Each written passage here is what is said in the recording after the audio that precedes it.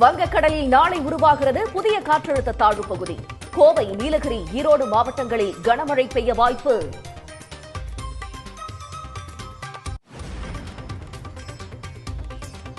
ஒகேனக்கல் காவிரி ஆற்றில் நீர்வரத்து வினாடிக்கு 50,000 கன அடியாக அதிகரிப்பு. அருவியில் குளிக்கவும் ஆற்றில் பரிசல் இயக்கவும் தடை.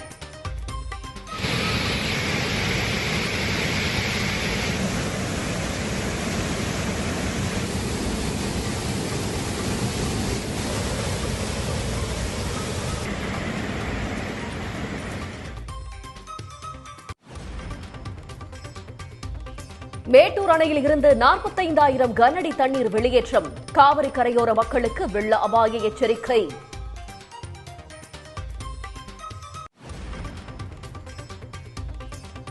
தஞ்சை, நாகை, திருவாரூர், மயிலாடுதுறை மாவட்டங்களில் கனமழையால் 1000 ஏக்கர் நெற்பயிர்கள் சேதம்.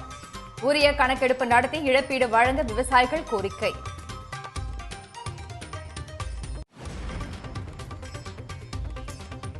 கனமழையால் பாதிக்கப்பட்ட விவசாயிகளுக்கு இழப்பீடு வழங்க எடப்பாடி பழனிசாமி வலியுறுத்தல். நெல் கொள்முதல் நிலையங்களில் தேங்கியிருக்கும் நெல்லை விரைந்து கொள்முதல் செய்ய கோரிக்கை.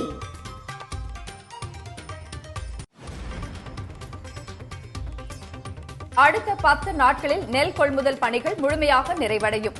தஞ்சையில் ஆய்வு மேற்கொண்ட துணை முதலமைச்சர் உதயநிதி ஸ்டாலின் உறுதி. 81% நெல் மூட்டைகளை குடோனுக்கு ஏற்கனவே கொண்டு செல்லப்பட்டுள்ளன. மீதமுள்ள 1,93,000 மெட்ரிக் டன் நெல் மூட்டைகளை குடோனுக்கு கொண்டு செல்கின்ற பணிகள் தொடர்ந்து விரைவாக நடைபெற்றுக் கொண்டிருக்கிறது. இன்னும் ஒரு வாரத்திலிருந்து 10 நாட்களுக்குள்ள அந்த பணிகளும் நிறைவடையும். ரஷ்ய எண்ணெய் நிறுவனங்களுக்கு ட்ரம்ப் தடை விதித்ததன் எதிரொலி. கச்சா எண்ணெய் இறக்குமதியை நிறுத்துகிறது இந்தியா.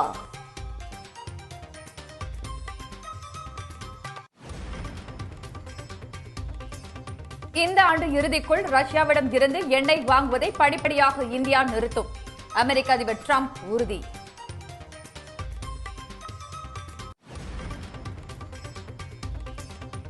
ரஷ்யாவிடமிருந்து எண்ணெய் வாங்குவதை குறைக்கிறது ரிலையன்ஸ் நிறுவனம். இந்திய அரசின் வழிகாட்டுதலின்படி எண்ணெய் வாங்குவதை குறைக்க முடிவு.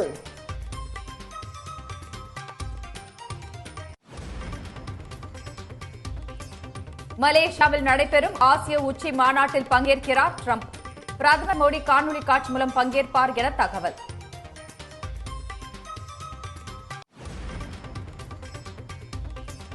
ட்ரம்பிடமிருந்து தப்பிக்கவே ஆசிய மாநாட்டில் பிரதமர் மோடி காணொலி மூலமாக பங்கேற்கிறார். காங்கிரஸ் பொதுச் செயலாளர் ஜெய்ராம் ரமேஷ் குற்றச்சாட்டு.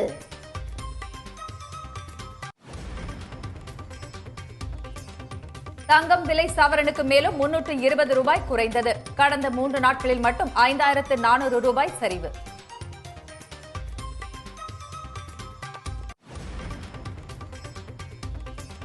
சென்னை மாநகராட்சி தூய்மை பணியாளர்களுக்கு 3 வேளையும் விலையில்லா உணவு. 187 கோடி ரூபாய் ஒதுக்கி அரசாணை வெளியிட்டது தமிழ்நாடு அரசு.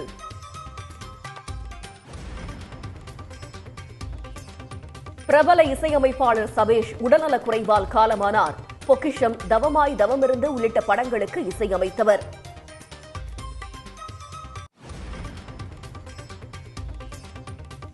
கோயம்பேட்டில் வரத்து குறைவால் தக்காளி, பீன்ஸ் விலை கிடுகிடுவென உயர்வு.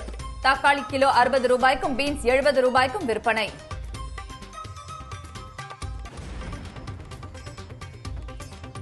குறிப்பிட்ட சாதியினர் மட்டுமே அர்ச்சகர் ஆகலாம் என்பதை ஏற்க முடியாது.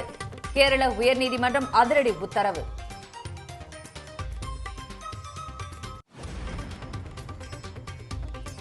பீகார் முதலமைச்சர் வேட்பாளராக தேஜஸ்வி யாதவ் அறிவிப்பு. பாஜக கூட்டணி முதல்வர் வேட்பாளரை அமித்ஷா அறிவிப்பாரா என காங்கிரஸ் கேள்வி.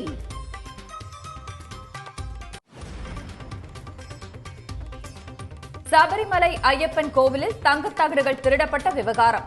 தேவசம் போர்டு முன்னாள் அதிகாரி முராரி பாபு கைது.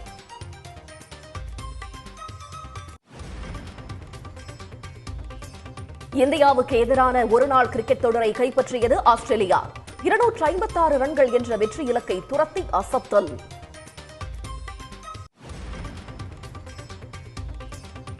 நியூசிலாந்துக்கு எதிரான கிரிக்கெட் போட்டியில் இந்திய வீராங்கனைகள் அபாரம். ஸ்மிருதி மந்தனா, பிரத்திகா ராவல் ஆகியோர் சதம் அடித்து அசத்தல்.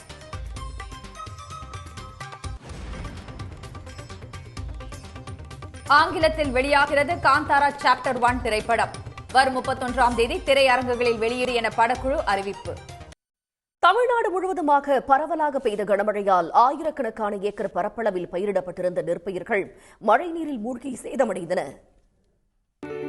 தஞ்சை மாவட்டத்தில் பெய்த தொடர் மழையால் 2500 ஏக்கர் பரப்பளவில் பயிரிடப்பட்ட இளம் பயிர்கள் மழைநீரில் மூழ்கி சேதமடைந்தன. பூதலூர், திருக்காட்டுப்பள்ளி, அம்மாப்பேட்டை உள்ளிட்ட பகுதிகளில் பயிரிடப்பட்ட சம்பா மற்றும் தாளடி இளம் பயிர்கள் மழையில் மூழ்கியது.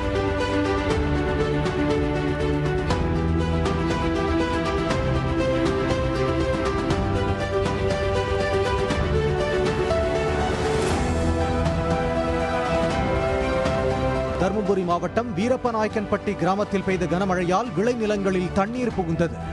நெல், கடலை, கரும்பு, மரவள்ளி, மஞ்சள் உள்ளிட்ட பயிர்கள் மழையில் சேதமடைந்ததால் விவசாயிகள் கவலையடைந்தனர். தண்ணி அப்படியே பூரா பரவாயில்ல நெல் கழனியில் கள்ளத்தோட்டம் எல்லாமே அடிச்சுன்னு போச்சு. குச்சிக்காடு பூரா அடிச்சுன்னு போச்சுங்க. பூரா விவசாயத்தை பூரா நஷ்டம் பண்ணிடுச்சுங்க. நஷ்டம் பாருங்க, கிழங்கு பூரா நஷ்டம். இதில் 2-3 வயல் கடலக்காய் போட்டிருந்தேன்.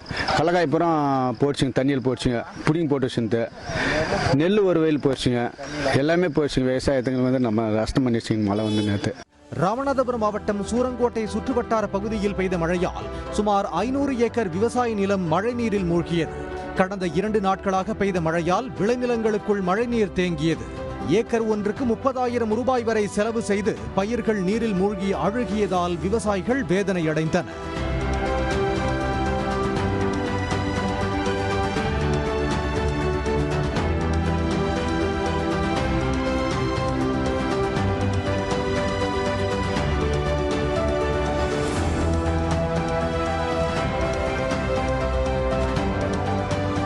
அதேபோல் நாகை மாவட்டத்தில் கனமழையால் அறுவடைக்கு தயாராக இருந்த குறுவை பயிர்கள் அடியோடு சாய்ந்தன.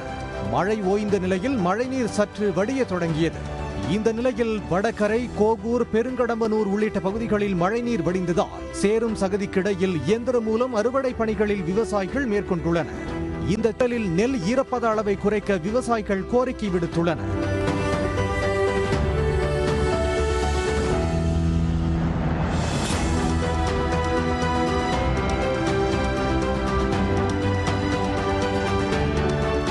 திருவாரூர் மாவட்டத்தில் பெய்த தொடர் மழை காரணமாக 1500 ஏக்கர் பரப்பளவில் பயிரிடப்பட்டிருந்த நெற்பயிர்கள் நீரில் மூழ்கின. நன்னிலம் அடுத்த சிறுவள்ளூர், மேல தென்குடி, கீழ தென்குடி உள்ளிட்ட பகுதிகளில் வடிகால் சரிவர தூர்வாரப்படாததால் விளைநிலங்களுக்குள் மழைநீர் புகுந்ததால் விவசாயிகள் குற்றம் சாட்டியுள்ளனர். இந்த நிலையில் அரசு உரிய நிவாரணம் வழங்கி விவசாயிகளின் வாழ்வாதாரத்தை காத்திட வேண்டும் என்ற கோரிக்கை எழுந்துள்ளது. செஞ்சி சுற்றுவட்டார பகுதிகளில் பலத்த மழை கொட்டியதால் மேல் வயலாமூர் கிராமத்தில் ஆற்றை ஆபத்தான முறையில் மக்கள் கடந்து செல்கின்றனர். சங்கராபரணி ஆற்றில் வெள்ளம் கரைபுரண்டு ஓடும் கழுகு பார்வை காட்சிகளை இப்போது பார்க்கலாம்.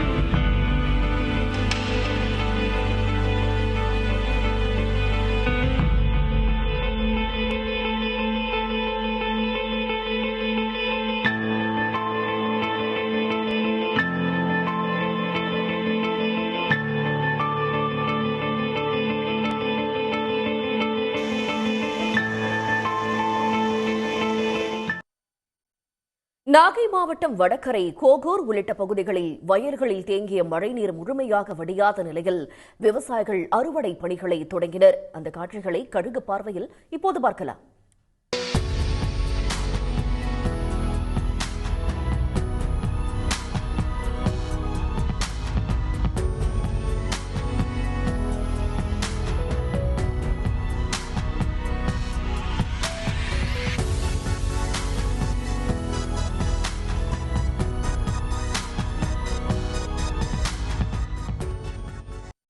பிரபல இசையமைப்பாளரும் திரை இசை கலைஞர்கள் சங்க தலைவருமான சபேஷ் சென்னையில் காலமானார். அவருக்கு வயது 68. சபேஷ் என்றழைக்கப்படும் சபேசன் பிரபல இசையமைப்பாளர் தேவாவின் இளைய சகோதரர் ஆவார்.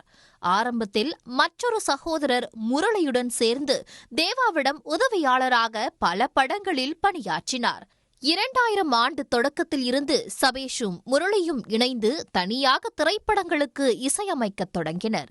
சமுத்திரம், பொக்கிஷம், மிளகா, தவமாய் தவமிருந்து, இம்சையரசன் 23ஆம் புலிகேசி, மாயாண்டி குடும்பத்தார், கோரிப்பாளையம் என 25 படங்களுக்கு மேல் இருவரும் இசையமைத்திருக்கின்றனர்.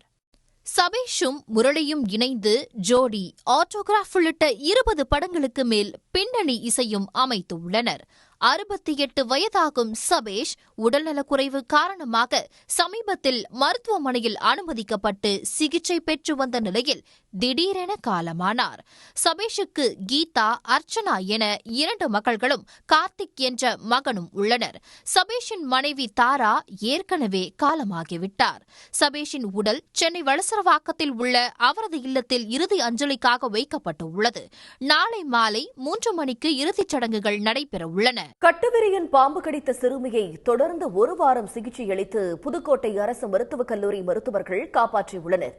இடைவிடாமல் சிகிச்சை அளித்த மருத்துவர்களுக்கு சிறுமியின் பெற்றோர் கண்ணீர் மல்க நன்றி தெரிவித்தனர். புதுக்கோட்டை மாவட்டம் எழுப்பூர் அருகே குளவாய்பட்டி கிராமத்தைச் சேர்ந்த பழனி பாப்பாத்தி தம்பதியின் 6 வயது மகள் மதுஸ்ரீக்கு திடீரென உடல்நலக்குறைவு ஏற்பட்டது.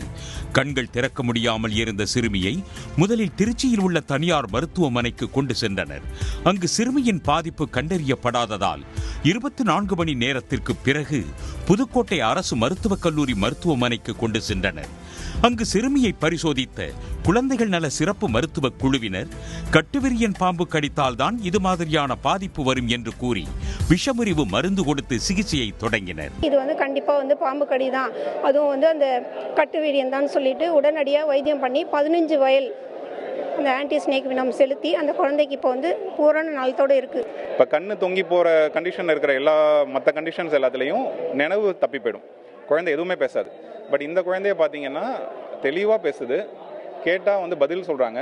கண்ணை திறப்பாப்பா அப்படின்னா அவங்களால கண்ணை திறக்க முடியல, கையால் இப்படி கண்ணை திறந்து காமிக்கிறாங்க இப்படி.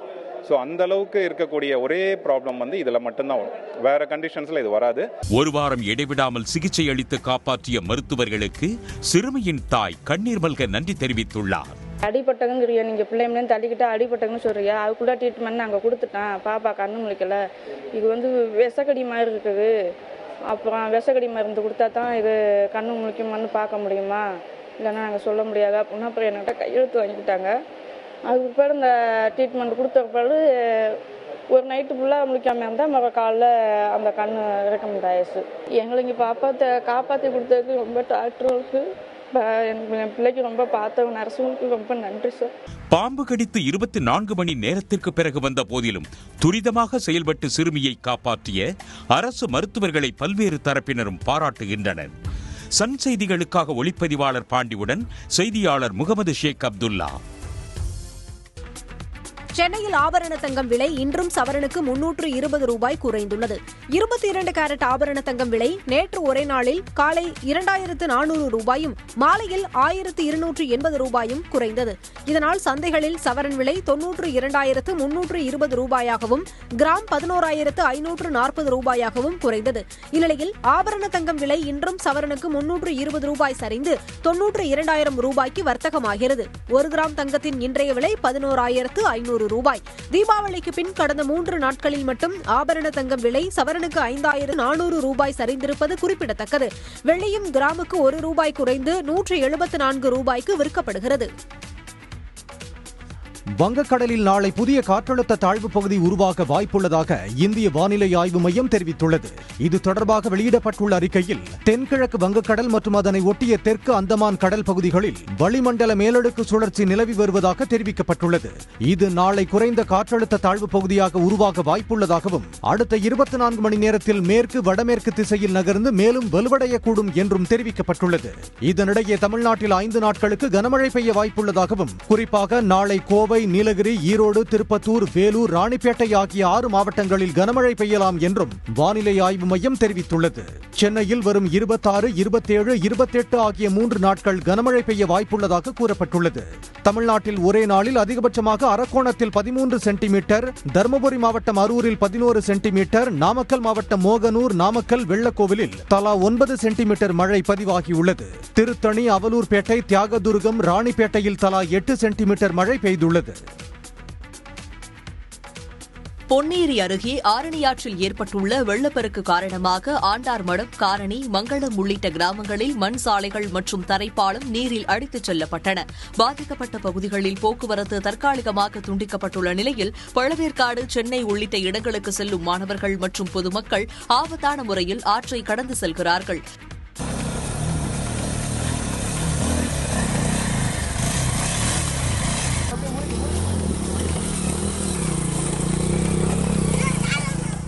இதேபோல பெரியபாளையம் அருகே காரணி கிராமத்திற்கு செல்லும் வழியில் உள்ள தரைப்பாலமும் ஆரணி ஆற்றில் ஏற்பட்ட வெள்ளப்பெருக்கில் அடித்துச் செல்லப்பட்டது.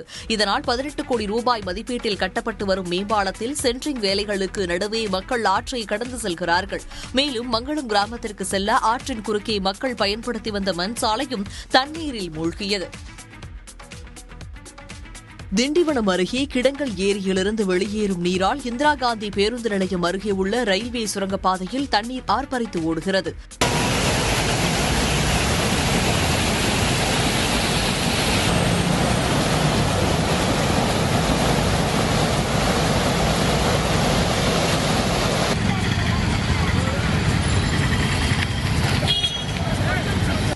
ரயில்வே சுரங்கப்பாதை மூடப்பட்டுள்ளதால் 5 கிலோமீட்டர் தூரம் சுற்றி செல்ல வேண்டியுள்ளதாக பொதுமக்கள் கவலை தெரிவித்துள்ளார்கள். சேலம் மாவட்டம் மேட்டூரில் உள்ள எம்ஜிஆர் நகர் பகுதியில் மழைநீருடன் கழிவுநீரும் சேர்ந்து 10க்கும் மேற்பட்ட வீடுகளுக்குள் புகுந்ததால் குடியிருப்பு வாசிகள் சிரமத்திற்கு ஆளாகியுள்ளனர். வீடுகளில் 2 அடிக்கு மேல் மழைநீருடன் கழிவுநீர் தேங்கியுள்ளதால் நோய் தொற்று ஏற்படும் அபாயம் உள்ளது. முன்னையெல்லாம் எவ்வளவு தண்ணி வந்தாலும் இந்த மோரியில பூந்து ஆத்துக்கு போயிட்டு இருந்துச்சுங்க. இப்ப அதெல்லாம் அடைச்சங்காட்டியும் எங்கேயும் தண்ணி போறதில்ல. இந்த அம்மா வீட்டுக்குள்ளேயே தான் இருக்குது, இந்த ஒரே வீட்டுக்குள்ளதான் இருக்குது, அதனால கேட்கறதுக்கு ஆளே இல்லைங்க. எம்ஜிஆர் நகர் பகுதியில் கழிவுநீர் கால்வாயில் ஏற்பட்டுள்ள அடைப்பை சரி செய்து தூர்வார நடவடிக்கை எடுக்க வேண்டும் என நகராட்சி அதிகாரிகளை அப்பகுதி மக்கள் வலியுறுத்தியுள்ளனர். பீகார் சட்டமன்ற தேர்தலில் இந்தியா கூட்டணியின் முதலமைச்சர் வேட்பாளராக தேஜஸ்வி யாதவ் தேர்வு செய்யப்பட்டுள்ளார். பீகார் சட்டமன்ற தேர்தல் நவம்பர் 6 மற்றும் 11ஆம் தேதிகளில் 2 கட்டங்களாக நடைபெற உள்ளது. இந்நிலையில் தேசிய ஜனநாயக கூட்டணி வேட்பாளர்கள் பட்டியல் வெளியிடப்பட்ட நிலையில் எதிர்க்கட்சிகளின் இந்தியா கூட்டணியில் தொகுதி பங்கீடு விவகாரத்தில் மோதல் வெடித்ததால் இழுபறி நீடித்து வந்தது. இதையடுத்து காங்கிரஸ் மூத்த தலைவர் அசோக் கெலாட் ஆர்ஜேடி தலைவர் லாலு பிரசாத்தை நேற்று சந்தித்து பேசியிருந்தார். இந்நிலையில் பாட்னாவில் நடைபெற்ற செய்தியாளர் சந்திப்பில் இந்தியா கூட்டணியின் முதலமைச்சர் வேட்பாளராக ராஷ்டிரிய ஜனதாதளம் கட்சியின் தேஜஸ்வி யாதவ் அதிகாரப்பூர்வமாக அறிவிக்கப்பட்டுள்ளார். கூட்டணியில் அங்கம் வகிக்கும் விகாஷில் இன்சான் கட்சியைச் சேர்ந்த முகேஷ் சஹானி துணை முதலமைச்சர் வேட்பாளராக அறிவிக்கப்பட்டுள்ளார். தேசிய ஜனநாயக கூட்டணியில் முதலமைச்சர் வேட்பாளர் இதுவரை அறிவிக்கப்படவில்லை. ராணிப்பேட்டை மாவட்டம் அரக்கோணத்தில் உள்ள 3 ரயில்வே சுரங்கப்பாதைகளில் 5 அடிக்கு மேல் தேங்கியுள்ள மழை நீரை உடனடியாக மின் மோட்டார் உதவியுடன் அகற்ற வேண்டும் என அப்பகுதி மக்கள் கோரிக்கை வைத்துள்ளனர். மக்கள் தண்ணி இப்போ வசதி இல்லாத ஊரை சுத்தின்னு 15 கிலோமீட்டர் சுத்தி போறாங்க. அரக்கோணத்திலிருந்து வெளியே போயிட்டு ஓவர் பிரிட்ஜ் ராம்கோ வழியாக அரக்கோணத்துக்கு வராங்க. எது எமர்ஜென்சி வந்தா கூட ஒரு ஆம்புலன்ஸ் வரதுக்கு கூட எங்களுக்கு வழி இல்லைங்க. குழந்தைங்க காலையில ஸ்கூலுக்கு போறதுக்கு யாராலும் முடியல, ரொம்ப கஷ்டப்பட்டு போகுதுங்க குழந்தைங்க. பொம்பளை பிள்ளைங்க போவே முடியல. மேலே எட்டுன்னு வந்து விடலான்னா ட்ராக்கை கிராஸ் பண்ணி வர்றதுனால எல்லாம் ஃபாஸ்ட் ட்ரெயின் வரனால எங்களுக்கு பயமா இருக்குங்க. எங்களுக்கு எவ்வளோ சீக்கிரம் அரசாங்கம், இந்த ரயில்வே நிர்வாகம் எவ்வளோ சீக்கிரமா எங்களுக்கு இந்த பிரிட்ஜை துரிதமா செயல்படுத்தி கொடுத்தாங்கன்னா ரொம்ப நன்றியா இருக்கும். அரக்கோணம் ரயில்வே பணிமனை செல்லக்கூடிய ரயில்வே சுரங்கப்பாதை, புளியமங்கலத்தில் உள்ள ரயில்வே சுரங்கப்பாதை மற்றும் கைனூர் சுரங்கப்பாதை ஆகியவற்றில் மழைநீர் தேங்கியுள்ளது. இதனால் மாணவர்கள், அலுவலகம் செல்வோர் உள்ளிட்ட பலர் பல கிலோமீட்டர் சுற்றிச் செல்ல வேண்டியுள்ளதாக வேதனை தெரிவித்தனர். நாகை மாவட்டத்தில் நேரடி நெல் கொள்முதல் நிலையங்களில் தேங்கியுள்ள நெல் மூட்டைகளை உடனடியாக அரவை ஆலைகளுக்கு கொண்டு செல்ல ஒப்பந்த லாரி உரிமையாளர்களுக்கு உத்தரவிட்டுள்ளதாக அமைச்சர் சக்கரபாணி கூறியுள்ளார். மாவட்டத்தில் உள்ள 120 நிரந்தர மற்றும் தற்காலிக நேரடி நெல் கொள்முதல் நிலையங்களில் நெல் மூட்டைகள் தேக்கமடைந்தது குறித்து அமைச்சர் நேரில் ஆய்வு மேற்கொண்டார். பின்னர் செய்தியாளர்களிடம் பேசிய அவர், ஒவ்வொரு கொள்முதல் நிலையத்துக்கும் 2 லாரிகள் வீதம் பணியில் ஈடுபட லாரி உரிமையாளர்களிடம் பேசியுள்ளதாக கூறினார். அதாவது இன்னைக்கு மாலைக்குள்ள உங்களுக்கு எத்தனை லாரி இருக்குன்னு கேட்டால் 350 லாரி இருக்குன்னு சொன்னாங்க. 350 லாரிக்கு நீங்கள் டிரைவர் ஆறாரு. அதே மாதிரி 350 லாரிக்கு உண்டான ஆர்சி புக்கை கொண்டாந்து கொடுத்துறோம்னு சொல்லிட்டோம். நீங்கள் இரவுக்குள்ளே கொடுத்துட்டு எந்தெந்த டிபிஎஸ்க்கு எந்தெந்த லாரி அனுப்புறீங்கிறத நாளைக்கு நீங்கள் முடிவு பண்ணி சொல்லணும்னு சொல்லியிருக்கிறோம். இதில் ஏற்கனவே 2 தடவை உங்களுக்கு வார்ன் பண்ணியாச்சு. இது 3வது தடவை வார்ன் பண்ணியிருக்கிறோம். இல்லாட்டி உங்களுக்கு வேறு மாதிரி நடவடிக்கை எடுக்கப்படும்னு லாரி ஓனரை எச்சரிக்கை இன்னைக்கு விடப்பட்டிருக்கு. முன்னதாக சிக்கல் நேரடி நெல் கொள்முதல் நிலையத்தில் அமைச்சர் சக்கரபாணி ஆய்வு மேற்கொண்ட போது அதிகாரிகள் மீது விவசாயிகள் கூறிய புகார்களை நிதானமாக கேட்டு அதிகாரிகளை கடிந்து கொண்டார். திருச்சி SRM ஹோட்டலை தமிழ்நாடு சுற்றுலா வளர்ச்சிக் கழகம் கையகப்படுத்திய நிலையில் ஹோட்டல் தமிழ்நாடு என பெயர் பலகை மாற்றப்பட்டு இயங்கி வருகிறது. திருச்சி கொட்டப்பட்டு அருகே ரேஸ்கோர் சாலையில் இயங்கி வந்த SRM ஹோட்டலை தமிழ்நாடு சுற்றுலா வளர்ச்சிக் கழகம் கையகப்படுத்தியுள்ளது. 4.70 ஏக்கர் பரப்பளவிலான ஹோட்டல் இடத்தை 1994ஆம் ஆண்டு 30 ஆண்டுகால குத்தகைக்கு பெற்ற SRM நிறுவனம் ஹோட்டலை கட்டியது. இதற்காக நிர்ணயிக்கப்பட்ட 48 கோடி ரூபாயில் 9,08,00,000 மட்டும் அந்நிறுவனம் செலுத்தியுள்ளது. மீதமுள்ள சுமார் 39 கோடி ரூபாயை செலுத்தாமலேயே ஹோட்டலை அந்த நிறுவனம் தொடர்ந்து நடத்தி வந்தது. சுற்றுலா வளர்ச்சிக் கழகம் கையகப்படுத்த முயன்ற போது உயர்நீதிமன்றத்தை நாடி SRM ஹோட்டல் நிர்வாகம் தடை பெற்றது. தடை உத்தரவிற்கான காலக்கெடு முடிவுக்கு வந்ததால் தமிழ்நாடு சுற்றுலா வளர்ச்சிக் கழகம் SRM ஹோட்டலை கையகப்படுத்தி மேலாளர் உள்ளிட்ட நிர்வாகிகளை நியமித்தது. இந்த நிலையில் ஹோட்டல் தமிழ்நாடு என பெயர் பலகை மாற்றப்பட்டு வழக்கம் போல் இயங்கி வருகிறது. உடனுக்குடன் செய்திகளை தெரிந்து கொள்ள சன் நியூஸ் பெல் ஐகானை கிளிக் பண்ணுங்க.